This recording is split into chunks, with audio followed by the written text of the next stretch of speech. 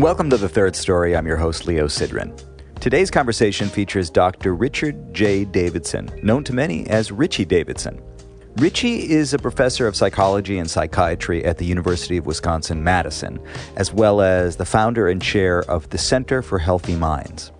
He does research on emotion and emotional style, as well as methods to support human flourishing, including meditation and contemplative practices. Richie promotes the idea that happiness and compassion can be learned as skills, just like we can learn to play a musical instrument or excel in sport. He's been a longtime friend of the Dalai Lama, and some of his work involves research on the brain as it relates to meditation. Richie himself is a regular meditator, and we talk quite a bit about that in this conversation. We met recently at the Center for Healthy Minds in Madison to talk about his personal journey and how it intersects with his work, why he sees this as a crucial moment for his research, and what mind training can do to help right now. He talks about why reality is really like a movie, a construction of the mind. He talks about his relationship with the Dalai Lama and how that has informed his choices, what it means to meditate with compassion, and what jazz bassist Charles Mingus has to do with any of it. Spend a moment at the Center for Healthy Minds website, centerhealthyminds.org, to get a sense of the breadth, scope, and flavor of the work that's being done there. But be prepared to get hung up if you go, because it's filled with highly intriguing, sometimes provocative, generally enlightening research. They call it groundbreaking research with real-world impact, and you'll see why. I'm going to keep this introduction short and let our conversation speak for itself. But before I do, third-story.com is the place to go to sign up, subscribe, get involved, visit the archive, check the socials, all of that. And then, of course, once you are so thoroughly convinced that this is a worthy project, you can visit patreon.com/thirdstorypodcast to put some skin in the game, put your cards on the table, put your nose to the grindstone, put your shoulder to the plow, put a little money on the table, and support this project. Anyway, picture this. Richie Davidson has just walked me through the Center for Healthy Minds. He's explained to me that the open floor plan has totally transformed the way they work, the openness, the interactivity, the connectedness. This meeting room used to be an elevator shaft. This is the room where we meditate. This is the room where we conduct research. He's grinning from ear to ear. He's clearly excited and proud to share this with me. Eventually, we enter a small meeting room, just the two of us. We sit down, and here's the conversation. So, Richie, you just walked me through your space, your center. There are 100 plus people working here, and I got a little bit of a sense of it, but I'd love for you to just tell me about the work that gets done here. Sure. We have the Center for Healthy Minds, and also, which is a center at the University of Wisconsin-Madison, we also have a nonprofit corporation called Healthy Minds Innovations. The mission of both is the same, and the mission is to cultivate well-being and relieve suffering through a scientific understanding of the mind. That's our mission. On the university side, the center primarily is a research center. There's also some instructional activities that we do, but it's primarily a research center. And we have faculty from many different departments, very interdisciplinary, who come together here and focus on those issues. And then on the nonprofit side, we are taking the insights that we glean from the research and we're turning them into products and services that may be of some benefit to the world. We really have very ambitious aspirations. And we believe that now is a pivotal moment in human history to be doing this work, because I think most people would agree that the course that we're on, broadly speaking, is not a particularly healthy one. It's not a particularly sustainable one. And most people are not very happy.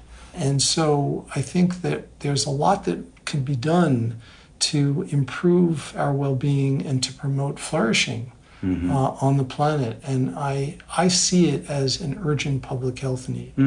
It's interesting that you identified this as a key moment because of the state of the world and the general state of happiness that you see. And on the other hand, I think the idea of mindfulness is more familiar to more people today than it ever has been before.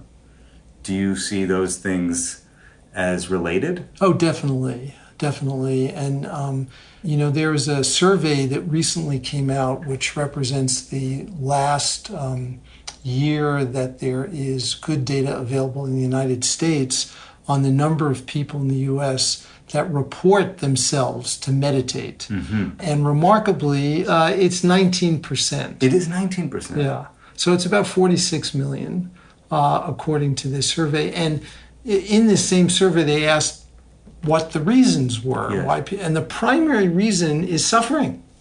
People are suffering.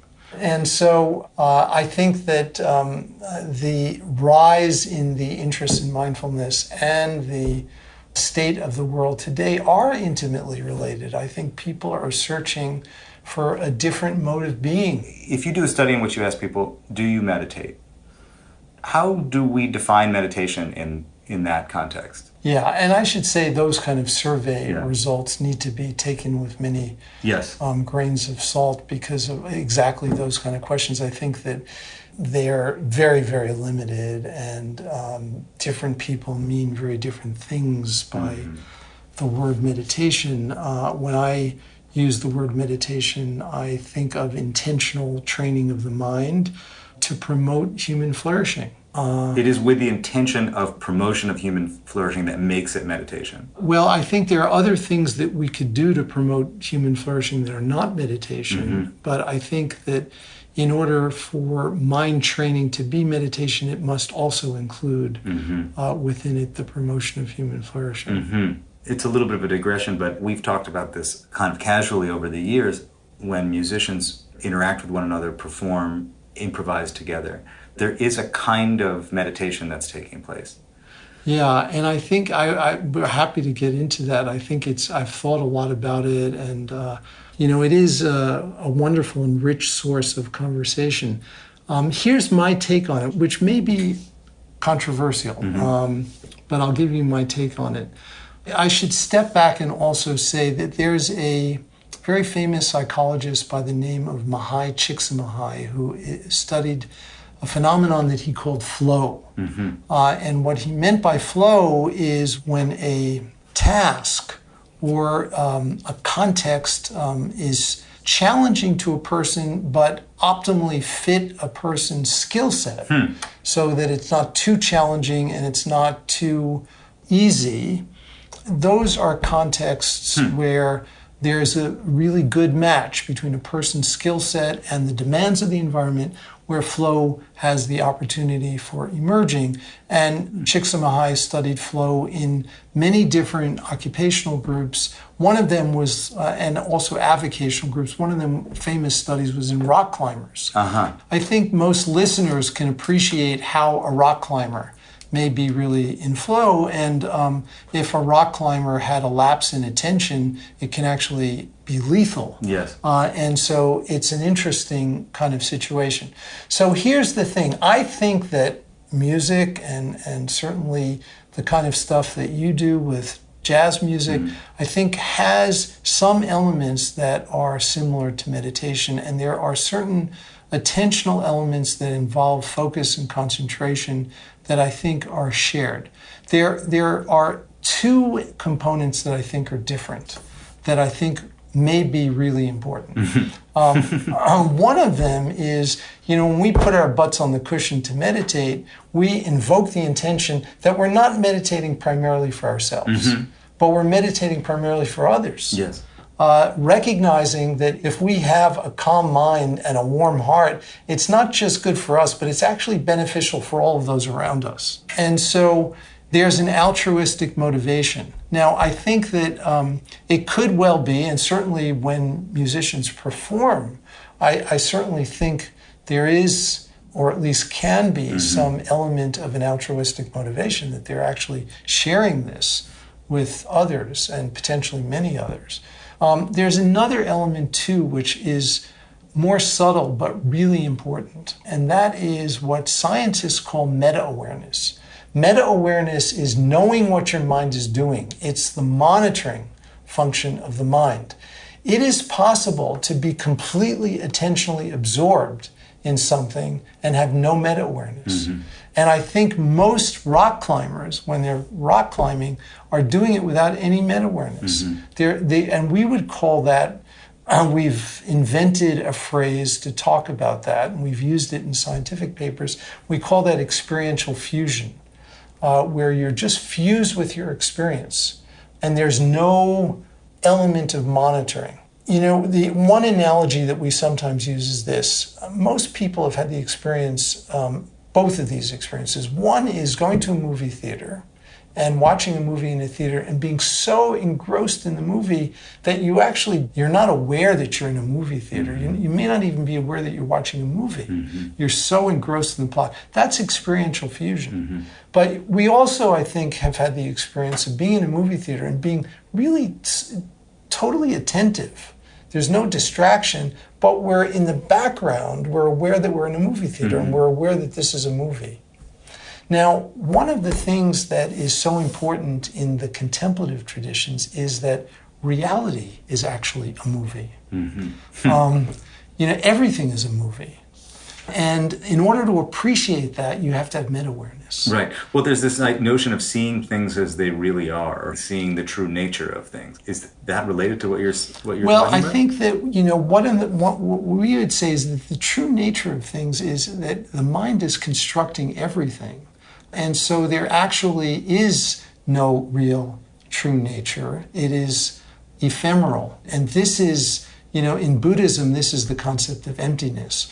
We're continuously creating our own realities and believing that this is, quote, reality. But, we can show really simply, like with a perceptual illusion, that you can see stuff that's not really there. We've all had an experience, for example, of having a dream occasionally that's really terrifying. And, we get freaked out by it. Our heart rate starts, our heart beats strongly, we begin to sweat. And yet, it's all in our mind. Nothing is happening. And that's the way it is actually in everyday life. And there's a lot of now scientific evidence to show that. If we're walking along in a desert and we see something on the ground and we interpret it as a snake, we'll respond. Even though there may not be any snake there, it may be, a piece of rope that is misinterpreted as a snake. Whatever the mind is constructing is our reality. Yes. And so this is something super important, and without meta-awareness, we really can't appreciate that experientially. Going back to your question, it is possible to engage in the arts. It's possible to do rock climbing with meta-awareness, but I think that the way these practices are historically taught, there isn't a lot of emphasis on meta-awareness. So I would say that sometimes it's there, sometimes it's not there, whereas in meditation, it's explicitly trained. Yes, that's very helpful. When I started just dipping my toe into the world of meditation and thinking about intention, I went through a period when, before I would get on stage, I would set an intention. The same way I would set a meditation intention or a yogic intention, I would set an intention of a kind of presence and generosity, particularly because I perform so often with my father, and would tell myself the intention is to be as open to whatever happens and detached from the outcome, which is the same thing that I had learned through meditation. I don't know if an audience felt that or not, but I understood a difference in the way I felt when I was playing, when I did that. I think that's really cool. And, it'd be really interesting to actually find out whether an audience notices a difference. I would expect that not everyone would notice, but quite a lot of people would notice. Yes, it's quite possible. I mean, part of it also is that it's so easy to be attached to, when you're performing something, the outcome. Did we do it well? Yeah. Did we do it right?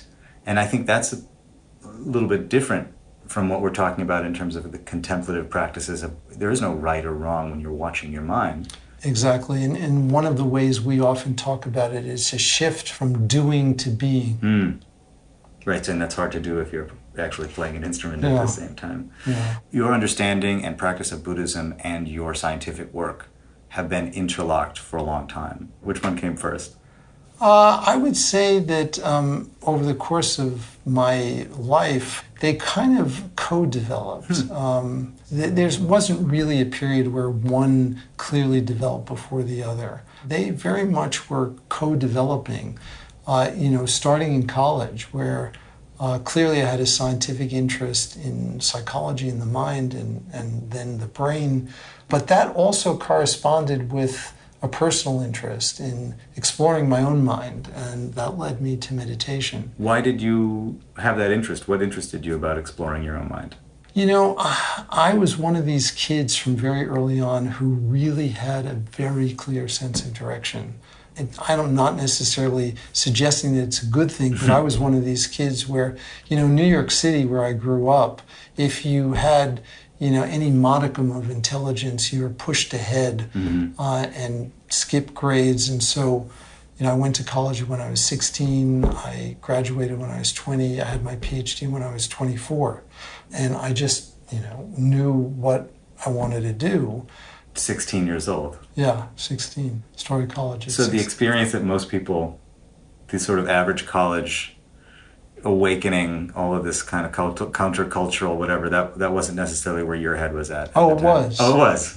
It just happened when I was 16. Right.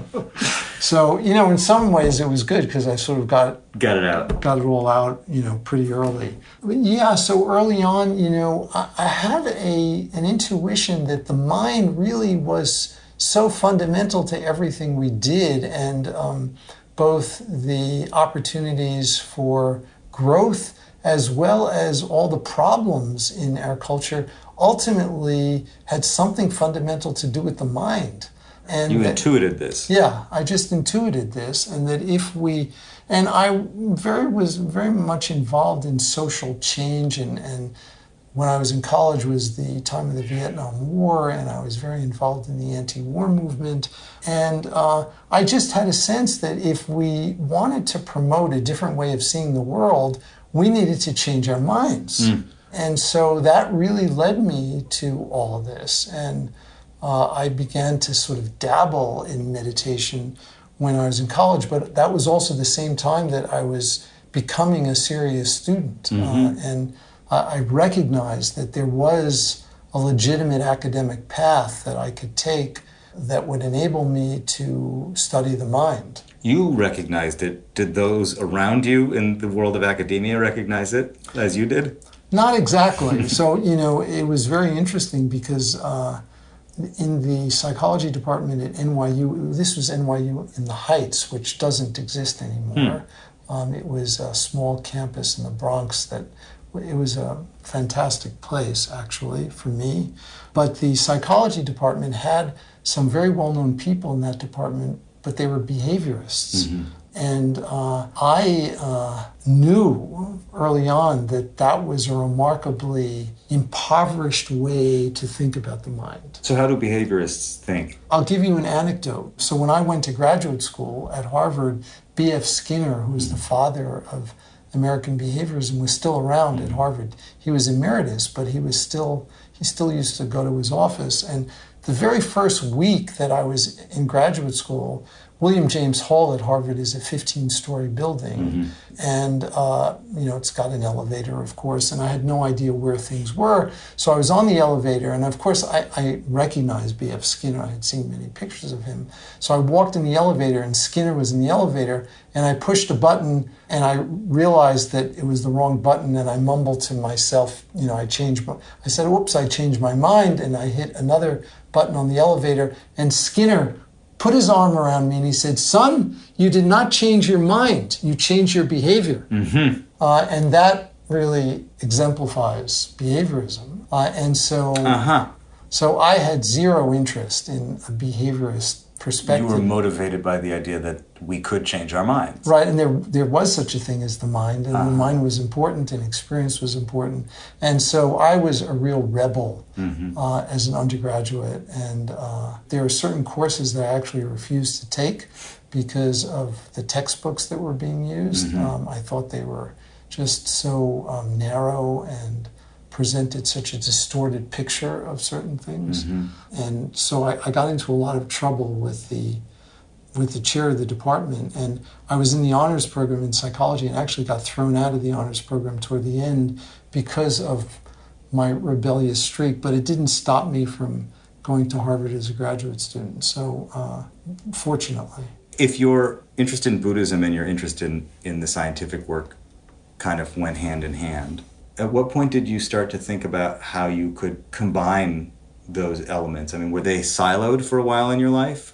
Well, they were siloed for a long time in my life. It took me a really long time. So I went on my first real meditation retreat after my second year of graduate school in 1974, when I was 22, a retreat in India, which was like meditation boot camp, where we were practicing 16 hours a day in total silence and living in tents and getting up at 4 a.m. And I mean, it was really brutal, but instructive. And I came back from India with tremendous enthusiasm and conviction that this stuff was really important, and I wanted to start doing research on it. But I was told by all the faculty in the psychology department at Harvard that if I wanted a successful career in science, this was a terrible way to begin. And I better find a topic that was more mainstream. And so I became, for 20 years, a closet meditator. And I think it's fair to say that almost no one except my really closest friends knew about my interests in Buddhism. I really kept them to myself. I meditated personally at home, but I didn't really bring that into my professional life. And that all that changed when I first met the Dalai Lama. When did you meet the Dalai Lama? In 1992, I first met him. Here, or did you go? No, I went to India. I was invited by him to meet with him at his residence in Dharamsala. So you had managed to do enough scientific research that was clear that you were interested in, you would be a good candidate to meet with him. Yeah, basically what happened is that through mutual friends, he knew that A, I was a respectable scientist, and B, that I had interest in meditation. And based on that, he wanted to meet with me to encourage me to take this path seriously and begin to investigate it scientifically. So what did it feel like to you to receive that invitation and then to receive that encouragement? I mean, just personally, what did that feel like? Well, first, when I first went to India, I was with 3 other scientists, and we were meeting with him together, and I was the representative of this group. We were ushered into sort of an anteroom to wait for him. And I'm not someone who is, heavily prone to anxiety. I consider myself quite average. But in that moment, I had the closest thing that I've ever had to a full-blown panic attack. I began to sweat profusely. And the thing that was freaking me out is that I just couldn't, I was going to be the one to lead off the conversation. I couldn't envision what the first words would be.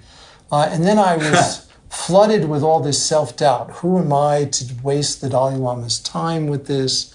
And so in the middle of all this, and I had all these ruminations, and then someone walks in and says, please follow me.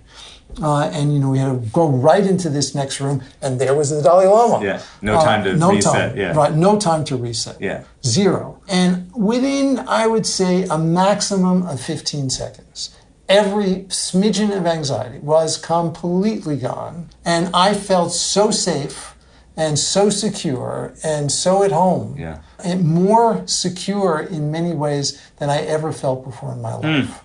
It was like I felt I came home, and tears welled up in my eyes, and the conversation just flowed, and it was really profound. And so that was my very first meeting with him, where he encouraged me to basically he challenged me, and he said, "You've been using the tools of modern science," and at that time I was studying anxiety and stress and depression, and he said, why can't you use those same tools to study kindness and compassion? And I didn't have a very good answer for him. And it was a real wake-up call. And, by 1992, I was a full professor. I had already started receiving awards. And, it was like, man, this is the time. And if I can't do it now, I'm never going to do it. Mm-hmm. And so it was a profound recalibration for me. So what did you do? I mean, how did you approach that challenge when you brought it back home? Well, you can't change things instantaneously. Yeah. And, academia works very slowly and, it's very conservative in many ways. And so it took some time. A few years later, like 3 years later, I was with him in Dharamsala again, and this time he was actually more directive. And he took me by the arm and he said, I want you to take the practices in my tradition, turn them into a form that is more secular, that can be approached by anybody, investigate them with the tools of modern science, and if you find them to be valuable, disseminate them widely. That's what he told me. And I feel like that's the assignment for the rest of my life. Mm-hmm. And that's what I've been doing. Yes. He has been really an absolutely key figure in my life. And amazingly, I get to see him typically 3 or 4 times a year. But now you have to go, right? He doesn't travel. Right. So this year I'm actually going to India 3 times. And how much time do you typically spend with him? It depends. Not a huge amount of time because he obviously has all kinds of things going on and many commitments. But, I'm able to meet with him. I mean, if I'm there for a few days, I can meet with him for 45 minutes or an hour a day for several days. Incredible. But also, when you're speaking so directly and so clearly, a lot can be said in 45 minutes or an hour. If that first challenge that he gave you happened in the space of a couple of minutes and it reoriented your life, a 45-minute conversation can be... Oh, it's incredible. Do you record the conversations? Some I do, and he's totally fine with it. Yeah. It's really striking, the idea of taking the practices in the Tibetan Buddhist tradition and making them secular, making them available to the masses, because this language of mindfulness has a real mass appeal and has become somewhat detached from Buddhism, I think, in popular awareness today. How does that happen? How do you think that happened, and to what extent did you play a role in that? Well, let me say at the outset, I think it's a super important question, and let me say at the outset that I don't think all of it's been good. And I think that there's a downside to this, too. I certainly think that the scientific work has played an important role in bringing mindfulness out to the masses, so to speak. But there are people here in our center who talk about this as McMindfulness, and who are deeply concerned about the commodification of mindfulness as it has become unhinged from its original roots. We think it has lost something. And there are a few things to say about it. First, if you notice, you're the one that introduced the word mindfulness. I did. I've said it 2 or 3 times. Right, and I'm aware of it. I've only used it to respond to you. Yes. But we don't actually use that word very often. I mean, we use it occasionally. But if you go on our website, you won't find a lot of references to it. And in part, it's because of what has happened with it and the kind of commodification of mindfulness. And I think that one of the really important things is that you can take this stuff out of its religious roots, but there's still an important framework in which we think it critically needs to be embedded, and that is an ethical framework. I think the damage gets done when it's removed from the ethical framework. And the ethical framework is really a framework principally around kind of universal ethics like non-harm. And also another one that's critically important is compassion. It's really having this be in the service primarily of others. Yes. So self-transformation is possible, but is it possible without the element of ethics or compassion? No, it's not. I don't think so at all. Yeah. Transforming oneself in the interest of oneself alone is not possible. Right. I would say that. Absolutely. Absolutely. Yeah, because it is the reification of the self which is the fundamental cause of suffering. And the only way to effectively deal with that is really through being other-oriented. It is really through altruism and compassion. That's why altruism and compassion are so important in this framework. And it's part of the ethical framework. This really needs to be embedded in. But I appreciate this term, mindfulness. I mean, I understand, as soon as anything enters into especially in the United States, into the sort of the public awareness, I mean, of course it's going to become commodified. So why wouldn't mindfulness? But so is the thinking that in this kind of mass appeal version of mindfulness and the overuse of that term and the misunderstanding of it, it's that people are thinking that they can change themselves? Well, it becomes like boosting the self. It's like a performance enhancer. Yes. And that really is antithetical to the very fabric of what this is really about. Yes. How does one meditate on compassion? There are many ways to do it. The simplest kinds of ways involve reflecting on others and basically wishing that others be well, wishing that others be relieved of suffering and the causes of suffering. And it turns out that there's now a lot of empirical research that sort of supports the value of this kind of other orientation for one's own well-being.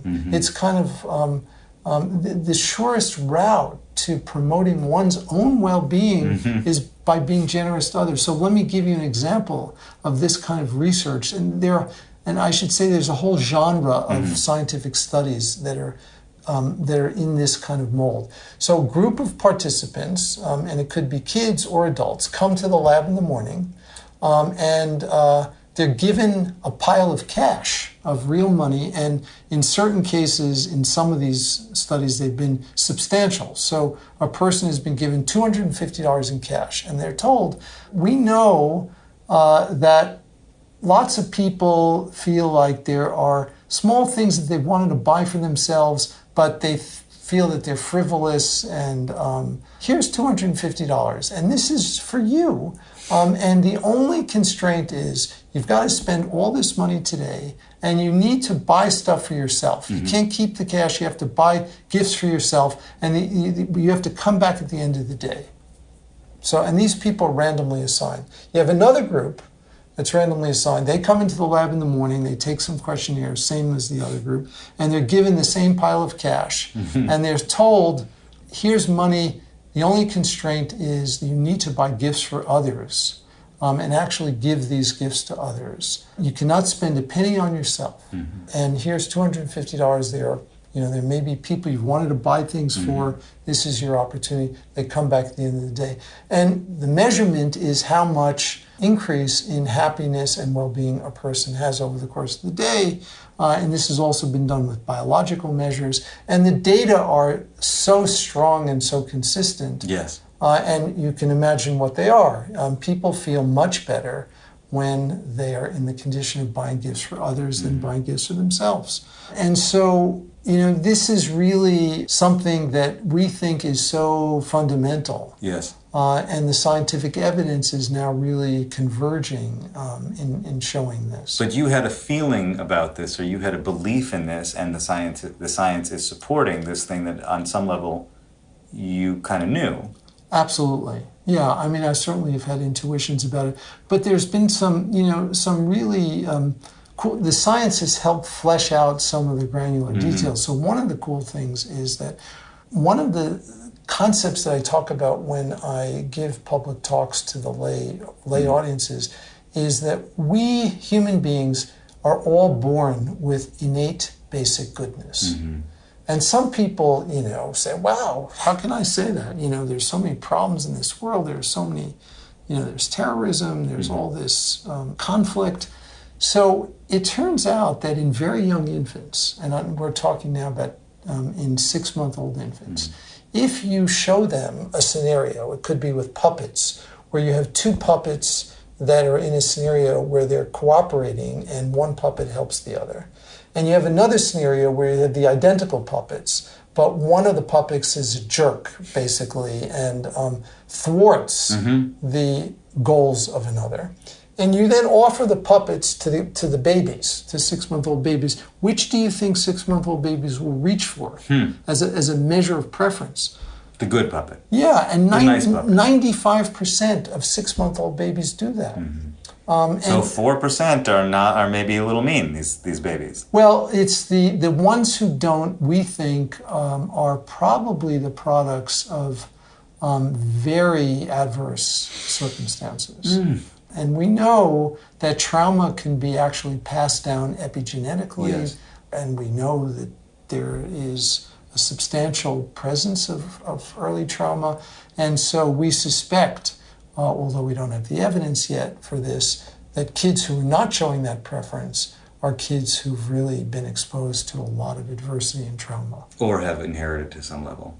Right. On some level. Or their parents have. Right. Yes. My understanding is that another facet of your research shows that we are all born with a kind of emotional profile, that our brains are capable of changing, but that we all have a kind of a baseline level of what we might define as happiness or patience or ability to bounce back from adverse situations. Am I representing that? Yes, that's absolutely correct. Yeah, so there are definitely propensities that we're born with that establish initial set points, we think. And there's good evidence for that. But there's also good evidence to suggest that these propensities are plastic. That is, they can be modified by experience. By experience and by behavior, or by experience? By experience, by behavior, by training, by all those things. I read that I forget the nickname that your dad had for you, but it was something like Happy Richie or whatever it was. It was my mother. Right. Joy Boy. Joy Boy, right. That you showed up with a relatively sunny disposition. Yeah, I think that's true, definitely. And, one of my attributes, which occasionally, or maybe more than occasionally, can be a real fault, but sometimes may be helpful, is a kind of basic optimism about the world. Really just seeing the good side of things, and it sometimes gets me into trouble. In what sense? I think I've been accused of painting too rosy a picture of things sometimes and not being sufficiently realistic. Every style, if you will, every set point has advantages and disadvantages. Right, so we could see your Joy Boy style as a set of set points, that this is just kind of your baseline was that. Right. Some people might show up with a much more depressed or a more difficult set of set points. Absolutely. But again, all of these, we think, are fairly, there are certainly, it's not unlimited in terms of the extent to which they can be modified, but every smidgen of scientific evidence suggests that these are capacities which really can be changed, particularly if training or experience occurs sufficiently early in life.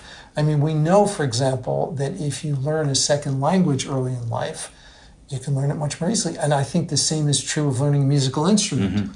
There are sensitive periods of development, and we think the same is true for these emotional capacities. In addition to being joyful as a young boy, you also have been really an avid cyclist. You've been into biking, probably from, I don't know how early, but at least the time that you started getting interested in science. Yes, absolutely. Science and Buddhism developed kind of at the same time. What role did cycling have in all of this? Well, I would put it in the category of physical exercise, and I am a great believer in physical exercise along with mental exercise as being important for our well-being. I think of meditation as a form of mental exercise. And, the story with physical exercise is very, very interesting. It's always been experientially important to me. I always recognize that I feel better when I'm in shape and exercise regularly. And just feels right for my body, particularly as I age, the importance of keeping it up. But there's a really interesting bit of science in here that is fascinating. It turns out that aerobic exercise is the single most empirically well-validated strategy for increasing neuroplasticity of any non-pharmacological strategy. There are drugs that you can take too. And neuroplasticity is the brain's ability to change. Now, the interesting thing is that neuroplasticity in and of itself is neutral. So if you're in a toxic relationship, or if you're in a toxic environment and you increase your neuroplasticity, that actually will make things worse because you are consolidating that toxic environment more effectively. Aerobic exercise is a shortcut to neuroplasticity. If you're in a toxic environment, it's a shortcut to a more toxic direction that you could change. Exactly, and if you're in a positive environment, it will help. And so when you think of the average American gym, now I haven't been to a typical gym in a while, it may have changed, but my image of the average American gym is people engaged in, at least some people engaged in aerobic exercise and watching all this gunk on television. And that is a prescription for disaster because you're increasing your brain's capacity for learning, if you will, and what you're learning is all this junk. And so the combination of physical exercise with wholesome mental exercise is really a kind of optimal combination. And one of the things that I've talked about in public talks is the possibility of contemplative aerobics, which hasn't yet hit the scene. But I think yoga, a great yoga class with a great teacher who's in touch with enough of the contemplative tradition that they can lay some good dharma on you right when your heart is elevated. I think that is the experience. I agree. I think that could really be very helpful. Yeah, well, in terms of the science, what the science shows is that the boost to neuroplasticity only occurs with aerobic exercise. So you'd have to be cycling or running or really being, I guess, an active yoga class. Right, a very active yoga class. Where your heart rate gets elevated. Do you see, when I ask you the question about how you see playing music as related to meditation, and the answer, I think the distinction is very clear the way you laid it out.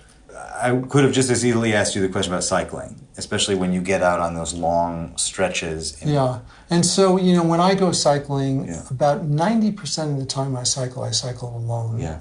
And when I go out, I actually, there's certain specific, they're not prayers, they're like mantras that I do before I sit and meditate, that basically talk about how I'm doing this for the benefit of others and taking refuge in the Buddha, Dharma, and Sangha. And I do that before I go out and cycle. You do? Yeah, every time. So they are related in that sense that you do set an intention. Absolutely. I mean, when I go out alone, I always do that. Yeah. And so for me, I really also think about, I'm doing this to get my body in shape and to be healthy and to have energy so that I can be of more benefit to others. Yes. So can you tell me what your meditation / physical routine is? Is there a routine? My understanding is that you have over time developed a kind of structure in your day to be as efficient as possible.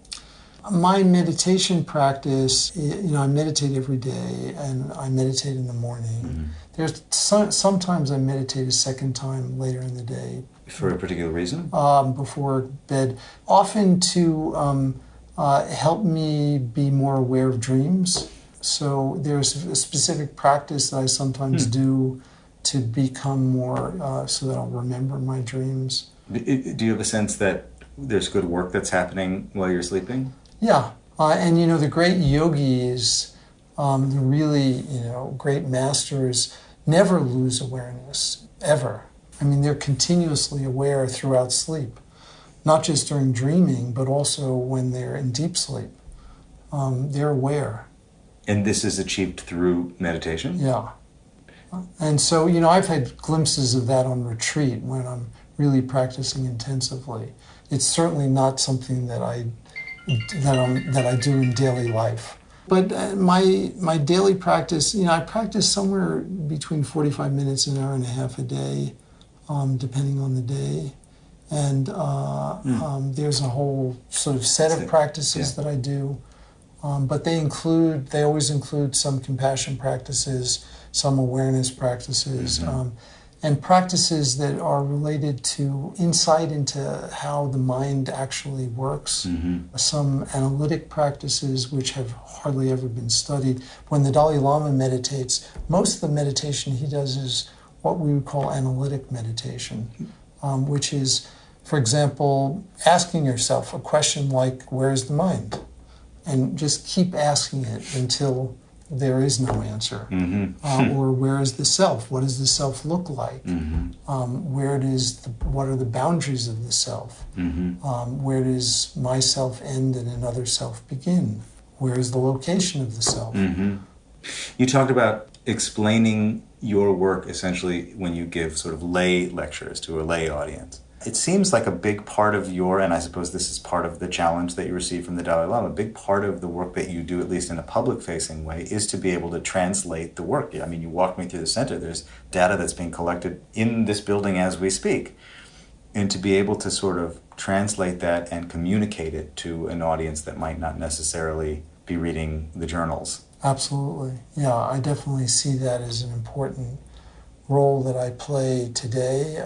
Is that difficult? Is it difficult to take scientific research and relate it to an audience that isn't scientific? Not for me. I love to do that. It's one of the things I love to do the most.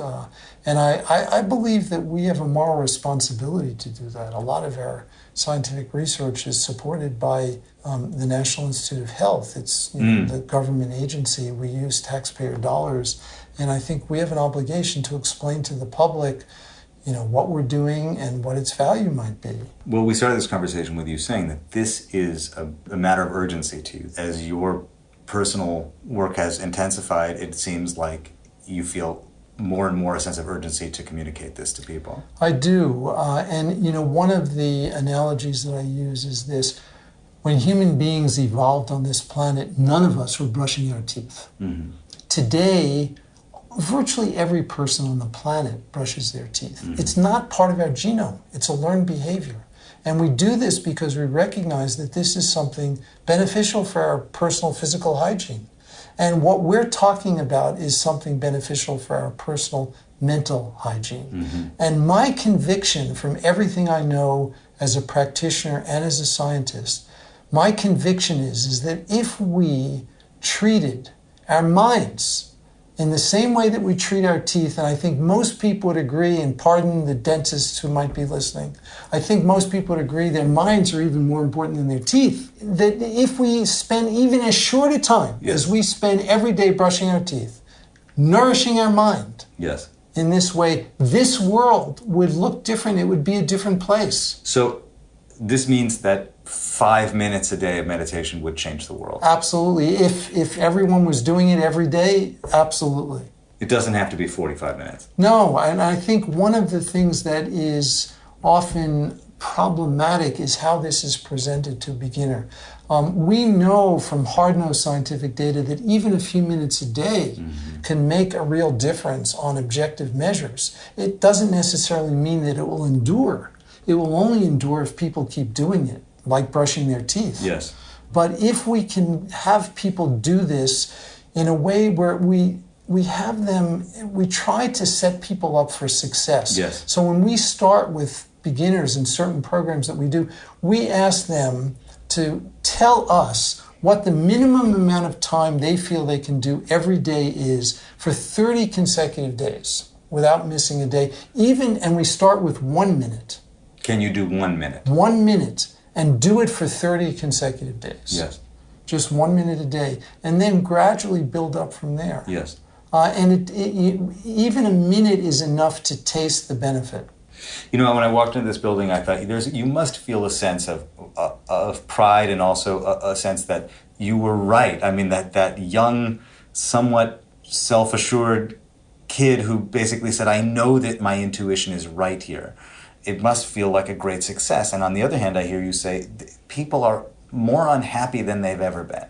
Both are true at the same time. The science is recognized on a level that it didn't even exist, and there's more unhappiness than there was. Yeah, I think you're absolutely right. We know in the United States today the suicide rate is higher than it's ever been. It's skyrocketing in teenagers. I mean, for the very first time in U.S. history, life expectancy is going down in certain groups. Never happened before. Well, and you described this thing about the 6-month-olds being exposed to a kind puppet and a mean puppet, and maybe at 6 months, 96% of them choose the nice puppet, but by the time they're able to vote, 50% of them chose the mean puppet and choose the mean one. Exactly. This is one reason why a significant fraction of our effort is focused on really young people and really the next generation. It's not to ignore us older folks, and change is always possible, but I think we'll have. It's lower hanging fruit in some way to start with younger people. Yes. I think we need to be as comprehensive as we can be, but I think we can have bigger bang for the buck if we start with younger people. Mm-hmm.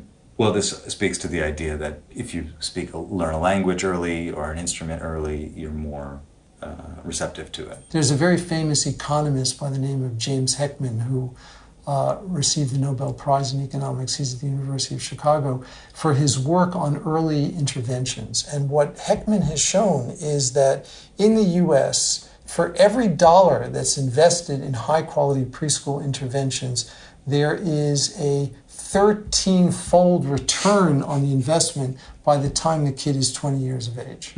And so, this really makes economic sense. If we invest early, there'll be less drug abuse, there'll be less criminal convictions, people will perform better academically. I mean, there'll be all those kinds of consequences. So it's penny wise and pound foolish for us not to be doing this.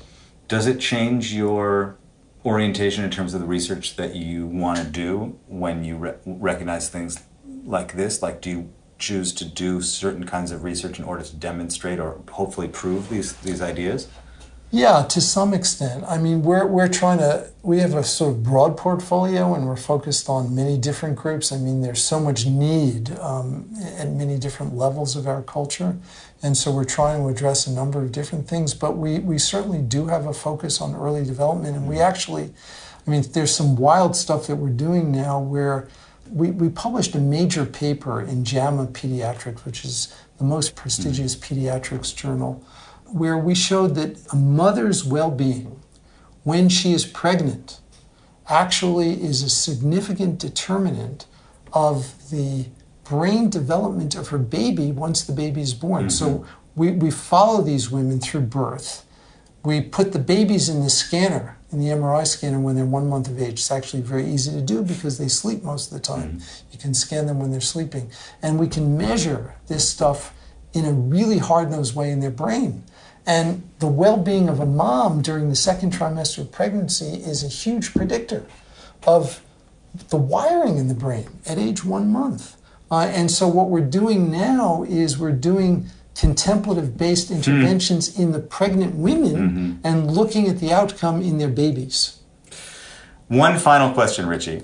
This is some inside information. I don't know where this is published. It's probably published somewhere. But my understanding is that when you were a boy, when you were growing up, your father had property and that he was the landlord for a time to the great bassist and composer Charles Mingus. He was. And that you occasionally would accompany him to check up on the buildings or collect the rent. Do you actually have a memory of going to collect the rent from Charles Mingus? I have a memory of going to Mingus concerts. And what my father did is, Mingus was like a crazy tenant. Yeah. Who, I remember this very distinctly, who half the time didn't pay his rent on time. And my father worked out a deal with him, basically, where he would give us tickets to his concert, and my father would reduce his rent or, forgive him for his rent for particular months. And so I remember going to a few of his concerts, and my father and Mingus had a very good relationship. And despite the fact that my father, was in the real estate business and a businessman, he actually had a very warm heart. And I attribute some of my heartfulness to my father. I mean, what you describe is a very compassionate landlord who would find some way to make a positive situation out of what other landlords might consider to be a real problem. Yeah, but I remember it very, very distinctly. Richie Davidson, thank you. Great to see you, Leo. Yeah, you too. There he was, my friends, Richie Davidson. I hope you learned something. I know I certainly did. Self-transformation is not possible without the ethical component. Don't forget it. Even my dog knows that. I'll be back again soon with another deep dive. Until then, I'll talk to you soon.